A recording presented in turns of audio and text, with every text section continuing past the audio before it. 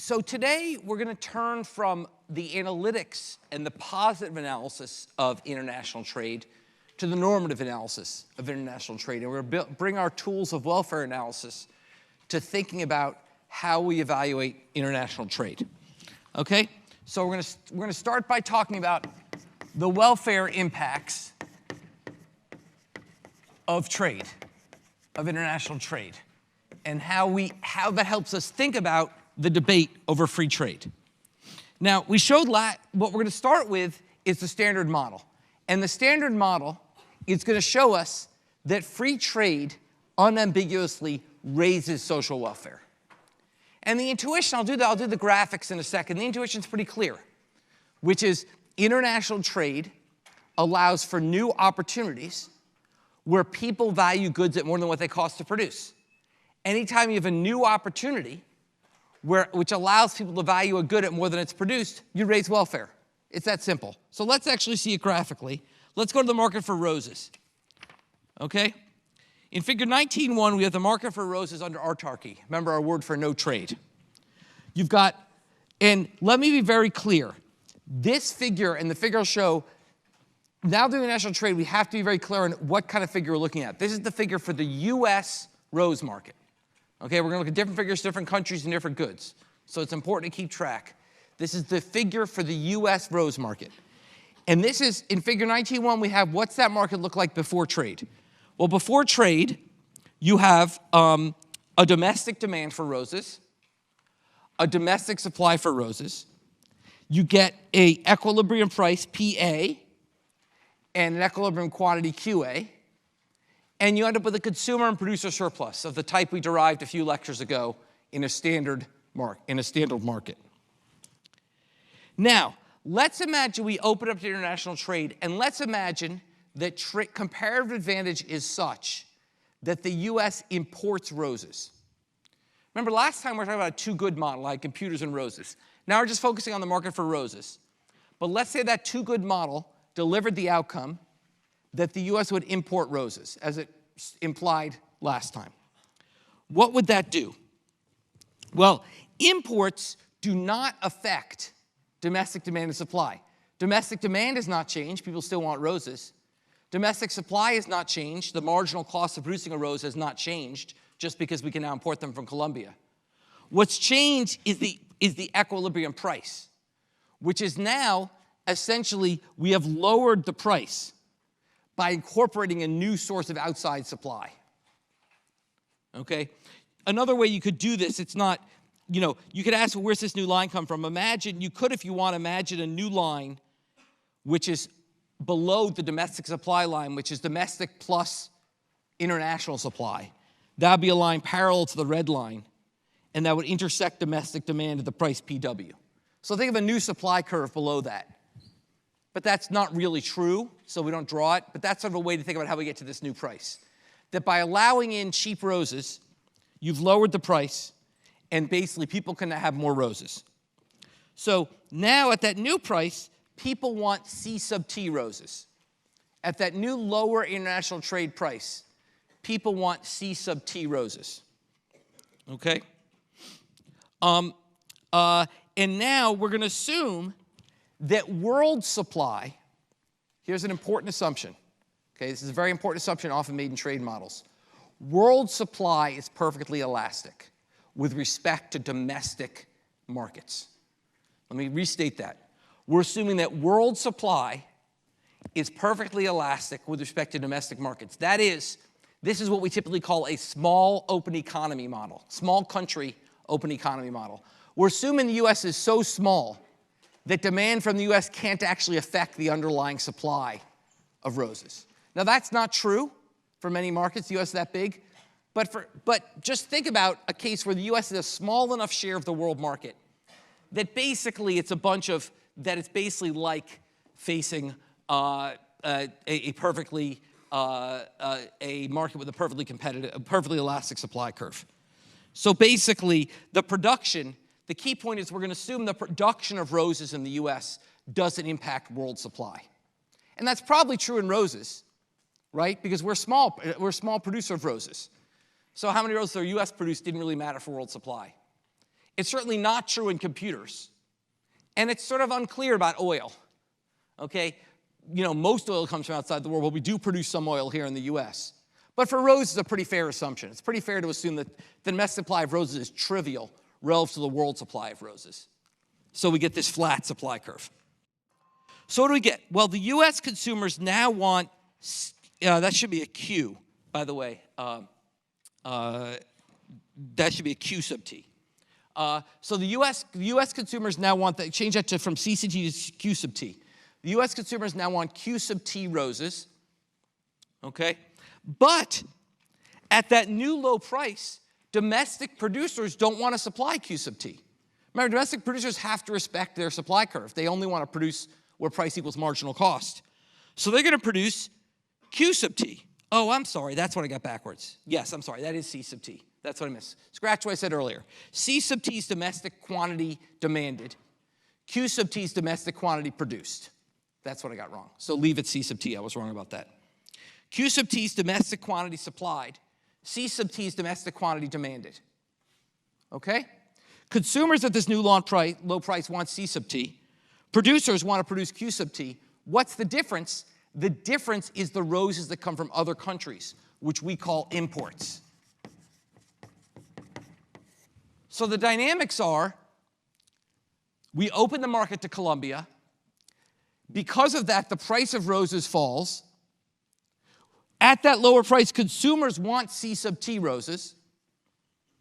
Producers only want to produce Q sub T roses. What's the difference? The ones we import from Colombia. Okay? Questions about that? You understand that basic graph? Because now we're going to use that to look at welfare. Now let's go to figure 19.3 and think about what are the welfare impacts of this trade. Well, here what we have is, initially we start with domestic supply and domestic demand. Before trade, we have QA roses being sold in the US at a price PA. So the pre-trade consumer surplus, before trade, the consumer surplus, so under autarky, consumer surplus is W, and producer surplus is X plus Y. Okay? That's the producer-consumer surplus before there's trade. Now we open up to trade. What happens under trade is now consumers get to consume C sub T. So consumer surplus is now W plus X, W plus X plus Z. Consumer surplus is W plus X plus Z. Producer surplus has fallen all the way to Y. Okay? So basically what we've done is by expanding to trade, we've done two things. We've transferred X from producers to consumers, but we've added Z. So welfare has gone up. It's the opposite of the deadweight loss case. The deadweight loss case, with a minimum wage or other regulation restrictions, we would transfer, but we'd have an efficiency lost in that transfer. Here's a transfer with an efficiency gain. This is the opposite of those cases. Remember before, whenever you saw transfers before, they came along with deadweight losses. Here's a transfer that comes along with a deadweight with a gain. Okay? We've now transferred X to consumers, but also given them Z. So consumers win by a lot, and producers lose. Okay? And that's the welfare analysis of international trade, of imports. Questions about that? Consumers win, producers lose. Consumers win because they get a ton of cheap roses. Producers lose because they lose that production to Colombia. Now, of course, international trade consists of both imports and exports. Let's look at exports. So now let's turn to the market for computers. Okay? Now we have in 19.4 computers. Now here we're gonna continue to assume world supplies perfectly elastic. That's probably wrong. The US is big enough to affect the market for computers, but let's just assume the US is small for a second. Makes life much easier. So what happens is we're initially in autarky at point Q sub A, P sub A. Now the US says we're going to send a bunch of the computers we're making in the US and send them to Colombia. What does that do? That means that there's fewer computers in the US, so the price goes up. Okay? There's less supply in the US. The supply curve hasn't changed.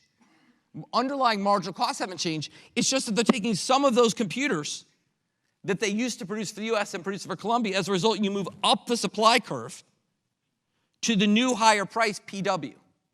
That's the new higher price. Once you open up to trade, that's good for the computer producers. They can now sell to more people. So now at that higher price, okay, producers want to produce Q sub T, but consumers only want C sub T. We flipped it. Consumers now want to produce Q sub T. The price is up. They don't produce a lot of computers. Consumers are like, look, computers are more expensive. I don't want the computers. So you end up with Q sub T being produced, C sub T being domestically demanded, and the difference is exports. So it's the flip case. Okay, for imports, we open up to Colombia, they lower the price of roses, you end up with more consumers wanting more roses than the producers are willing to produce, you get imports. With exports, we open the market to Colombia, producers in the US produce fewer computers, the price goes up, so you have more computers being produced than people want. So they produce fewer computers. They raise the price because they can sell at a higher price in the world market. You have more computers being produced than people want, and you end up with exports. Now, what's the welfare analysis of exports? This is quite interesting. Let's go to figure 19.5. Okay? Under autarky, what is the consumer surplus? Well, under autarky, the consumer surplus is W plus X.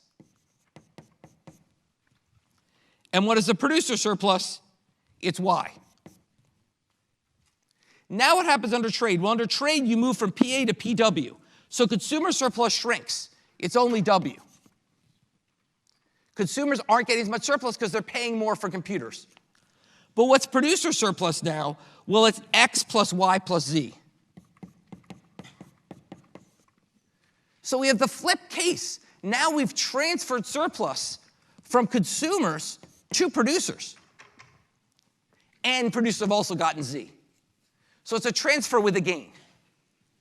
You've got consumers losing by X, producers winning by X plus Z. Total social welfare goes up by the area Z. So this is kind of bizarre if you think about it. Imports increase social welfare, and exports increase social welfare. It's kind of crazy, but it's true. Basically, both are true because you are creating gains from trade by opening up to a new market. So in either case, you get welfare increases from trade. This is the fundamental analytics of international trade that economists grow up with. Okay? It's whispered to us at bedtime. Okay, free trade is good. Why is free trade good? Free trade is good because it opens up new possibilities for welfare improving trades. It opens up new possibilities for people who value a good to get it at above what it costs to produce it. Full stop. Okay? Now, you might say, well, that is great. We know everybody listens to economists, of course, so that seems the end of the problem. But in fact, it's not. In fact, if you follow the news at all, you'll know that this is not necessarily a consensus view, that there's a lot of debate in the policy world and in the economics world about trade policy. There's a lot of debate about trade policy. Let's start with the simplest case. Imports are a job killer. Imports are a job killer. Why are imports a job killer? Well, because since we are growing more roses in Colombia and fewer here, producer surplus is down, fewer roses are grown in the US, so fewer rose workers are needed, so they get fired. There were presumably thousands of people employed in producing roses in the US who now no longer have a job because we get them from Colombia. So as a result, people say we should limit imports because they're killing American jobs. They always use the word kill. It's very violent. They're not, taking away, they're killing American jobs. Okay? So that's the argument that we should have some limitation trade policy. Okay? So basically, for example, we could impose a tariff. I mentioned this earlier in the course. A tariff is a tax on imported goods. So we could say that any roses that come from Colombia, we will tax them. So it's a tariff is a specific tax on imports.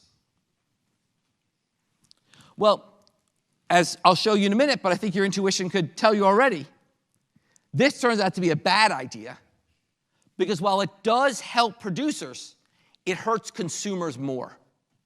And to see that, let's go to figure 19.6. Now we're back to the market for roses. The red and blue lines are autarky.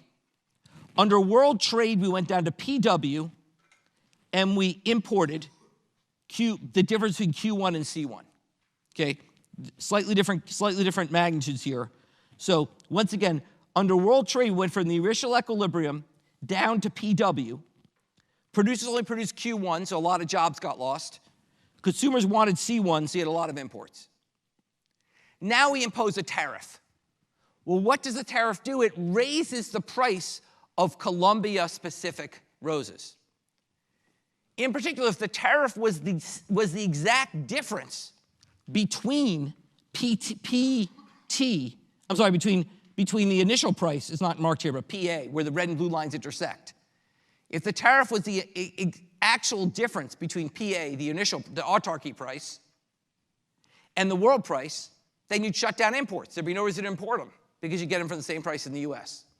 But that's an uninteresting case. Let's imagine a tariff, but it's not quite as big as the difference between the world price and the US price. So the tariff now of an amount that raises the price from PW to PT. We put in a tariff, but it's not enough to wipe out Colombia's advantage. It just reduces Colombia's advantage. And why is that a shift up of the line? Because essentially what we've done is we've made the imported roses more expensive. So that raises the price those imported roses face. So we move now to PT, okay? And we move to new equilibrium where consumers consume fewer roses, C2. Producers in the US, remember it's a US diagram, producers in the US produce more roses, Q2, and we end up with a smaller level of imports. After tariff, the imports have shrunk from C1 minus Q1 to C2 minus Q2. Questions about the analytics? I know I'm going fast here. This is sort of a new world, so please stop me if there's questions about this. Okay. Now, let's then take that and look at the welfare analysis of tariffs. Well, now we're going to compare a world with free trade to a world with a tariff. With free trade, we are at Q1 and C1. With the tariff, we've dropped to Q2 and C2. What has happened? Well, by moving from Q1 to Q2, okay, we have increased producer surplus by A. Make sure you see that. Producer surplus up by A. Why is producer surplus up by A? Because the price is up from PW to PT and they're selling more roses. Producer surplus is up by A.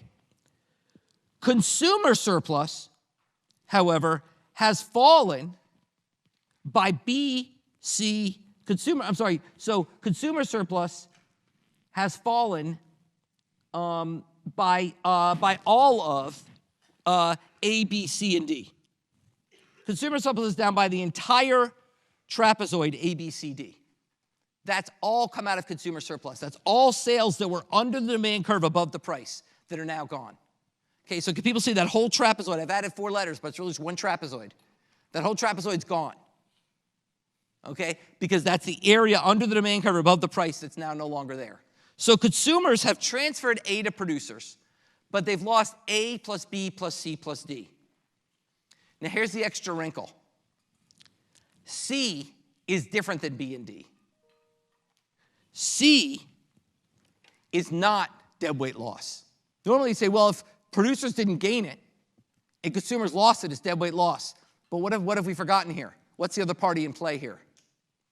Why is this not a deadweight loss, but rather a transfer? And who's it a transfer to? Yeah. The government? Yeah, it's a transfer to the government because the tariffs raise money. Give her a high five there. She got it. okay? Because the government raised money, all right? The government raises money by this tariff, and that's another transfer. So essentially, and the amount of money the government raises is what? Well, the amount of remaining imports, C2 minus Q2, times the size of the tariff, which is the rectangle C. So what's happened here is consumers have lost A, B, C, D. Producers have gained A. The government has gained C. And B plus D are welfare, are deadweight loss. So the tariff has overall lowered welfare. We are worse off. In order to transfer C to the government and A to producers, we've given up as well B plus D. So we're worse off. Society's worse off from restricting that. Okay? So the fundamental argument for free trade is, once again, a barrier to free trade lowers welfare. This is just a corollary of the previous proof, which showed the free trade maximized welfare. Well, here we're showing how a barrier to free trade, this is operationalizing, how does a barrier to free trade lower welfare? Okay? Questions about that? Now, that's why economists like free trade, but it's not the only reason economists like free trade. There's fundamentally three arguments for free trade. The first argument of free trade is the basic welfare analysis, welfare maximization. The second analysis for free trade is that when you impose that tariff, you're not done. Because what's going to happen then? What's Colombia going to do? What's Colombia going to do? Yeah. On U.S. is what? Computers. Remember, our welfare was maximized for exports by opening up the trade to exports. Well, Colombia is going to say, well, screw you, got a tariff on my roses, I'm going to have a tariff on your computers. Well, I don't do the example here. You should be able to go back and show yourself how a Colombian tax tariff on our exports, okay, is going to raise the price in Colombia. Imagine a Colombian domestic market. Just like our tariff, so imagine instead of the market for roses in the US, do the market for computers in Colombia. What you'll see is a tariff on US computers will lower the number of computers sold in Colombia. Well, that hurts our producers.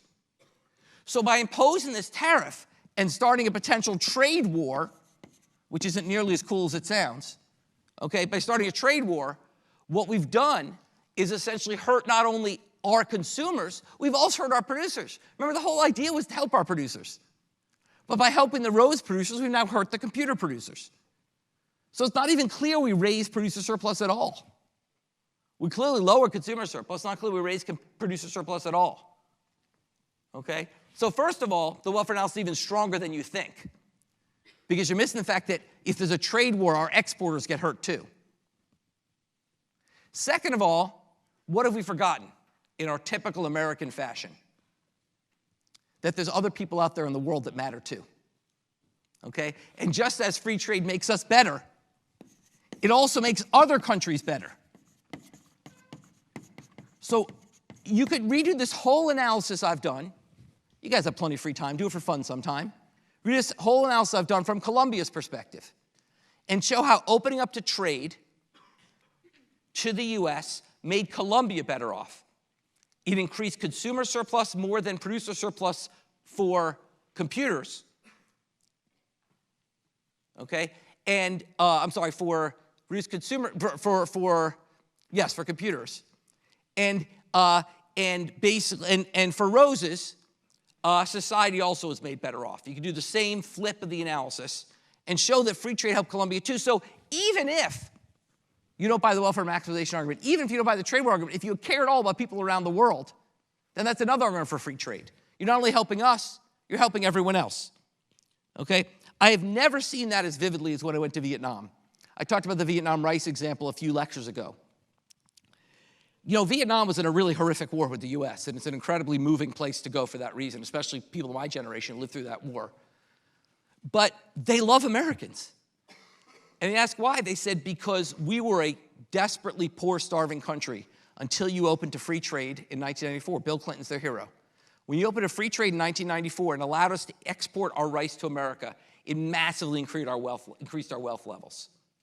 And I showed you one result of that. There was less child labor in Vietnam. But generally, their standard of living just went way up. And it really brought home to me this argument, okay, which is that we can help other countries by allowing free trade too, and we shouldn't forget that. Okay? Now, this has, if you think about it, this kind of smacks of the flavor of the Nash model with non-cooperative and cooperative equilibria. Free trade is a cooperative equilibria where we're all better off by cooperating. We're not explicitly forming a cartel, but we're cooperating to allow free trade by lowering barriers to trade. We're making everyone better off. Whereas the non-cooperative equilibrium is, wow, I don't want my guys to lose jobs, so I'm going to impose a tariff, so you impose a tariff, and we both end up worse off. So this very much feels like cooperative versus non-cooperative equilibrium in the Nash model. And in fact, that's been realized enough over time that there's been more and more movement towards free trade.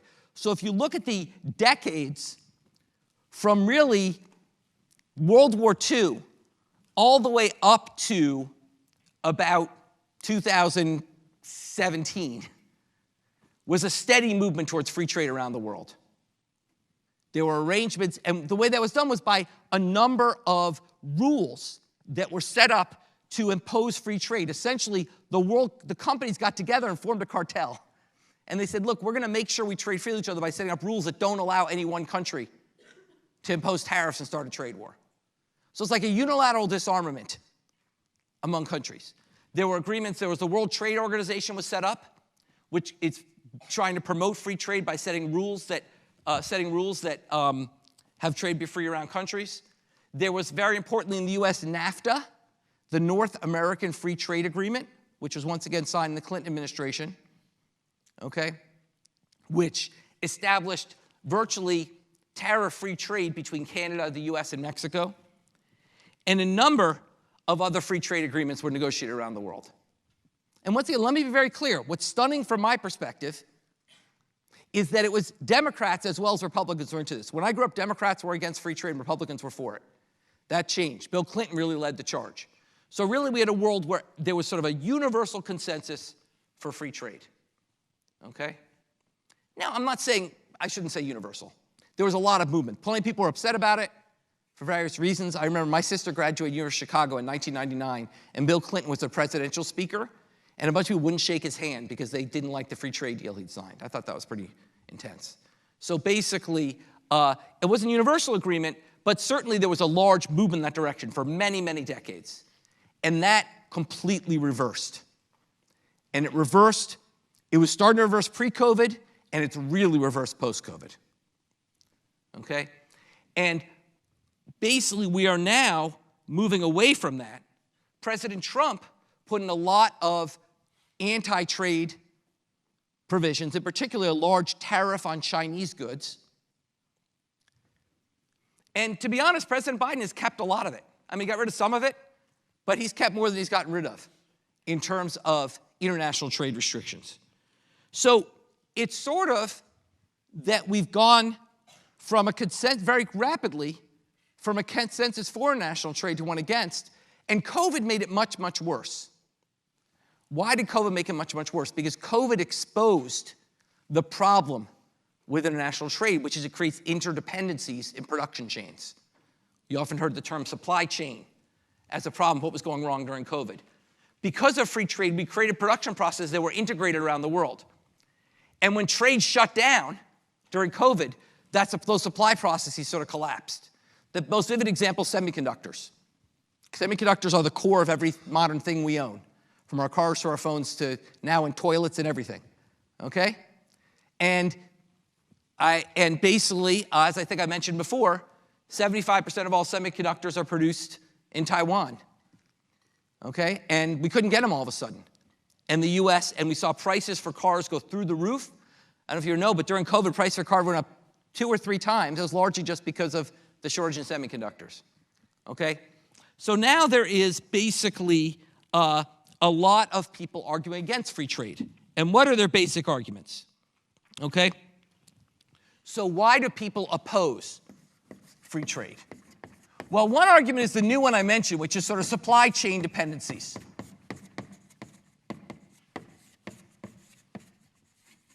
supply chain dependencies slash national security. So the argument is, look, if 75% of semiconductors are produced within 100 miles of China, and we feel that we might go to war with China, we're pretty screwed if we don't have a domestic semiconductor industry. Well, how do you make a domestic semiconductor industry? Well, you can do two things. One is you can tax Taiwanese semiconductors, but we don't want to do that because Taiwan is an ally of ours. The other thing you could do is you could subsidize the American semiconductor industry. Think about the American semiconductor industry. They are doing the same analysis we've done, marginal cost, marginal benefit. They're saying, look, the truth is, at the price point for semiconductors today, we can't produce them cheaply enough, so we're just going to let them come from Taiwan. What if you said to them, you know what? We'll give you a bunch of money if you produce semiconductors. They might say, well, if you give us enough, then we can produce them, even if we can't compete effectively with Taiwan. And that's what we did. We passed the CHIPS Plus Science Act, which puts $52 billion aside for U.S. domestic semiconductor manufacturing to try to build that. And a lot of the argument was we don't want to spend the supply chains that China may control, and part of the reason is national security. So that's one reason people are opposing free trade. Okay? The second argument is the one where economists have probably fallen down the most, which is, we might call this argument non-compensation of the losers.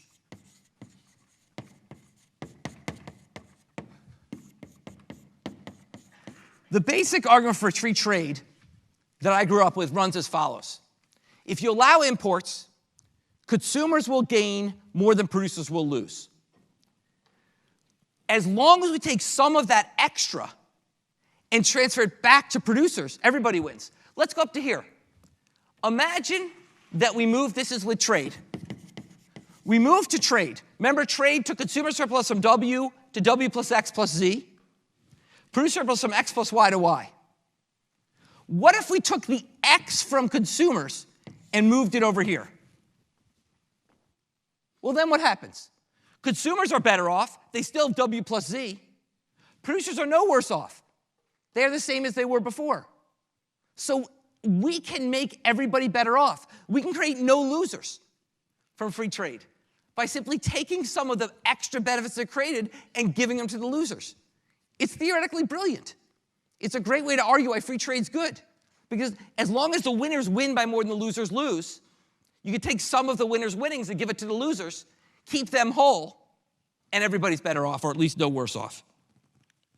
Okay? The problem is, we haven't done that. In theory, it works. In practice, we don't do it. And this is made no more evident than by the fascinating research of my colleague David Autor. David Autor, who's an outstanding labor economist, has looked at what happened around the U.S. due to rising imports from China. And basically, it's a very clever study where he looks at industries. Basically, Chinese imports became much cheaper after we passed the free trade agreement. It looks at industries that were more and less susceptible to Chinese imports and where they're located. And what he found was the industries that were most susceptible to Chinese imports basically got crushed. And those communities lost millions and millions of jobs. Now, at the same time, life for consumers was great. This is basically how Walmart functions. Okay? I was like, I've got this sweater here. Okay, this sweater, you can't really see it. It's a nice, it's a mediocre sweater. Okay? This sweater probably cost me, $30. Okay, when I was a kid, when prices were a third of what they are now, this sweater would cost me maybe $40. Okay? Would be 120 in today's dollars. Why? Because of imports from China. Because when I was a kid, that had to be made in North Carolina, in our textile mills in North Carolina, and they were more expensive. Now we get it from China, it's cheap. The textile guys no longer have jobs. Well, the easy answer is tax me on my sweater. Imagine if with this $30 sweater, they imposed a $15 tax. Well, I'd still be way better off than I would have been without trade. This would have been $120 without trade. So I'm still way better off. And that money could have compensated all the textile workers who lost their jobs. Everybody wins. But we didn't do it. As a result, while theoretically we can make everybody better off, in practice, we haven't. And that has led to a lot of opposition of free trade. Okay? This gets in a big issue, which is, well, gee, couldn't we just help these textile workers some other way? And we'll talk in a couple lectures about that. That's about redistribution policy. But in practice, that's what leads to the opposition. Yeah?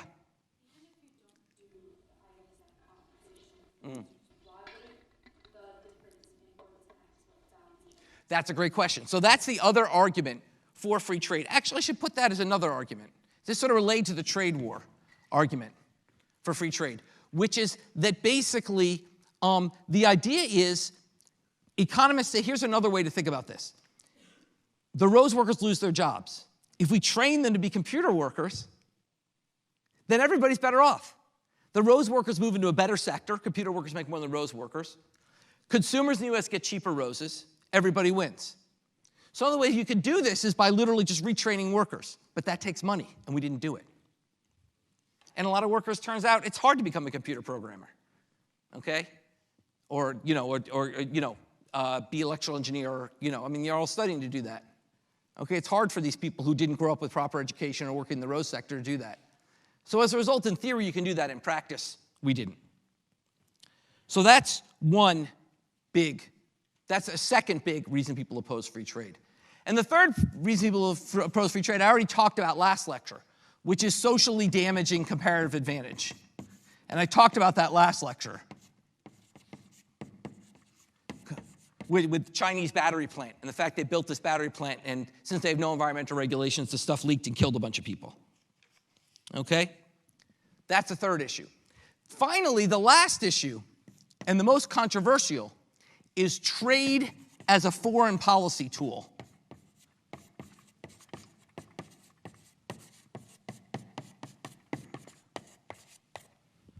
Which is, we have many reasons, okay, to be mad at China. There's many reasons Trump was mad at China. Now, some were irrational. Trump was upset about our trade deficit with China. As I said, that's just a Pikachu deficit. We shouldn't care, okay? But Trump had legitimate reasons for being mad at China. For example, we have a larger world trade system under the World Trade Organization that, as I said, is like a club that imposes a set of free trade rules to try to have welfare maximizing trade around the world. China's been violating the rules of that organization repeatedly. Over and over again, China's been doing things which violate the rules. So, for example, it says you can't import any goods into China that aren't, you could have foreign goods in China, but they must be produced in Chinese factories. Well, that's not free trade. If you say you can't have computers sold in China by American companies unless you come here and build a factory here in China. You can own it in America, but you got to come here and employ Chinese workers to build a factory here. Well, that's against the rules of the WTO. That's against the free trade agreement. And China's been doing that for years. There's also significant industrial espionage. Now, I'm not saying we don't do it too, but there's a lot of evidence of the fact that free trade has opened up the exposure of our companies to other countries, and they've been studying and copying our methods. And that's another reason, that's another kind of bad behavior we should be worried about. These are significant problems. So you might say, well, gee, China's a bad actor. Why not then slap a tariff on them? Why isn't that the right answer? And it turns out it's a bad answer as a way of getting back at this problem. For three reasons. There's three reasons why using trade restrictions as a tool of foreign policy makes no sense. Okay? Reason one is the standard welfare analysis, which is, sure, you strike back at China, but along the way you hurt American consumers. Okay? Indeed, there was a lot of evidence that the price of goods that were produced using Chinese parts went through the roof once Trump, not through the roof, but went up a lot once Trump raised his tariffs. So that's the first argument. The second argument is that it's not even clear how you do this, because what is made in China?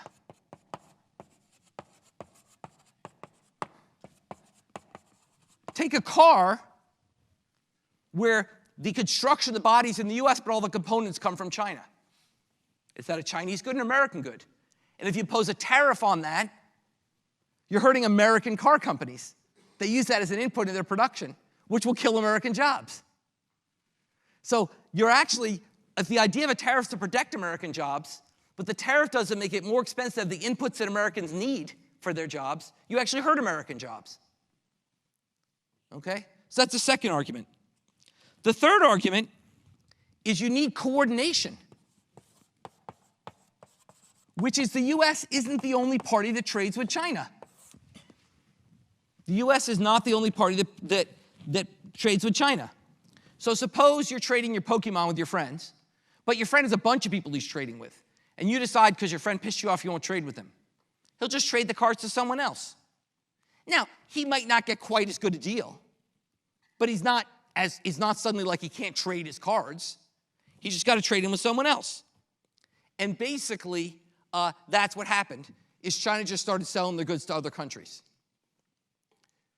So basically, the reason that this was a bad way to approach our problems with China was it's bad for American consumers, it might be bad for American producers, and it doesn't do much if you don't coordinate internationally. That's why most economists who are smart in this area said we should have serious trade repercussions against China. We should think about barriers to trade with China, but it has to be done in an internationally coordinated way. And that wasn't what was done. So basically, you end up with fairly ineffective trade barriers on China. Okay? Now, the latest attempt of this, to use trade as a foreign policy tool, was sanctions on Russian oil. Not allowing people to buy Russian oil because of the Ukraine war. Once again, this didn't work so well because other countries were still rising. Other countries were still buying. Okay? And that's A. And B, this became incredibly painful for Europe because Europe depended so much on Russia for their fuel. And the question is, are you going to break apart the European coalition because they don't want to keep placing such high prices for fuel? Okay? On the other hand, if you tell countries they can't export goods to Russia, that might be more effective because that makes the life miserable in Russia. Maybe they'll throw off their leader. They probably won't. But that would be another way you could approach it. So these are really interesting and difficult issues to think through and exciting to think about how we can once again use the tools of microeconomics to come at this. Questions about that? Yeah?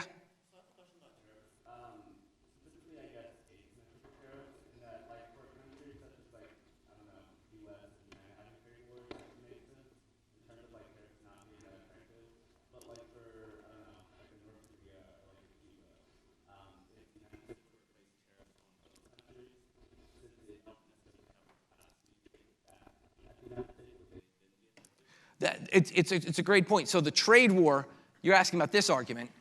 The trade war argument is less powerful if you're talking about a tiny country where we don't really sell them much. Now, North Korea is different. We have that's sanctions. That's just we won't deal with them. But if you think about a small country, if you think about suddenly we got mad, think about Colombia. They don't buy that many computers. Okay? So you might say this argument is not super relevant if the country is small. Okay, I agree with that. Okay.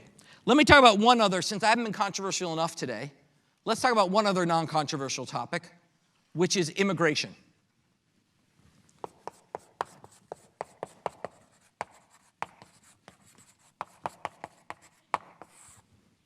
Immigration.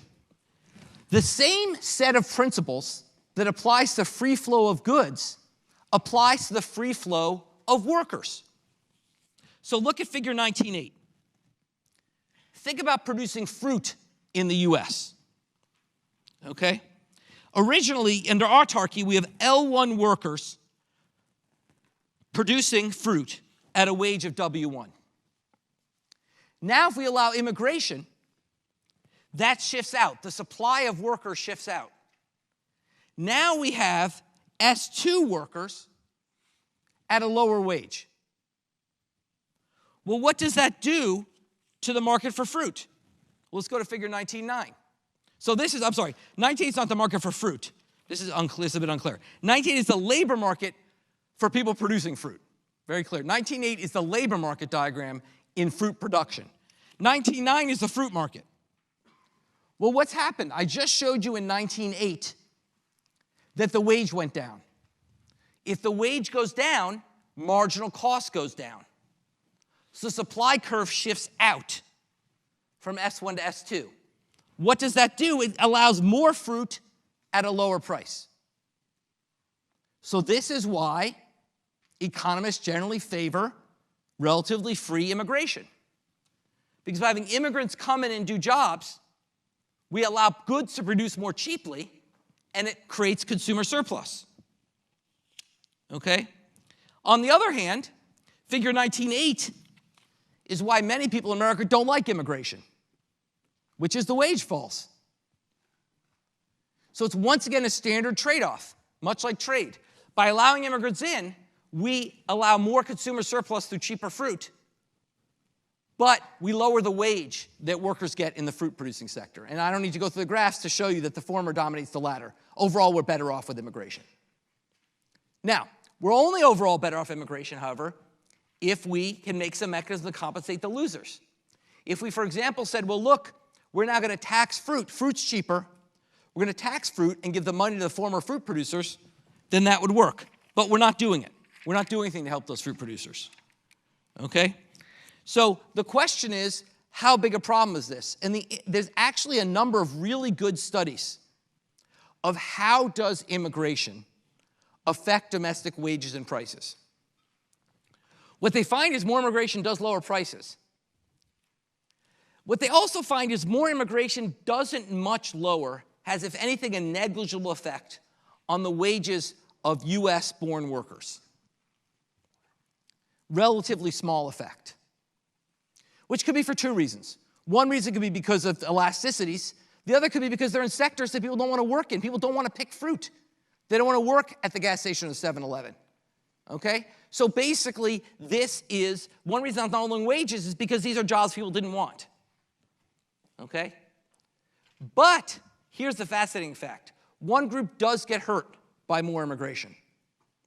The previous immigrants. So people who actually hurt by this, the group for which wages fall, are the last generation of immigrants, because they are working in those sectors. This leads to the fascinating paradox at the heart of a concern in politics that many have on the left, which is, gee, why are immigrants turning against the Democratic Party, turning against free trade, turning against free immigration? Why don't immigrants, the Democrats are clearly the party of much freer immigration than the Republicans, yet they're losing immigrant votes. Well, actually, it kind of makes sense if you think about it, because the future immigrants are going to hurt the wage of the existing immigrants. So it kind of makes sense. It's sort of a pull the ladder up behind me argument. Once I'm in, I don't want more people in. Once I've got my job in the fruit picking sector, I don't want more people to come in, they'll lower my wage. So it's perhaps not irrational for some immigrants to oppose additional immigration, because they're the one, not US-born people, but immigrants, previous immigrants are the ones whose wages will suffer. So once again, a subtle but important argument as we think about, obviously with immigration there's a ton of other issues we won't get into here that aren't about economics. I'm not claiming this is the end point of immigration policy discussion. But it's important to remember that the tools I taught you about trade can be applied broadly, including to the immigration debate. Okay? Let's stop there.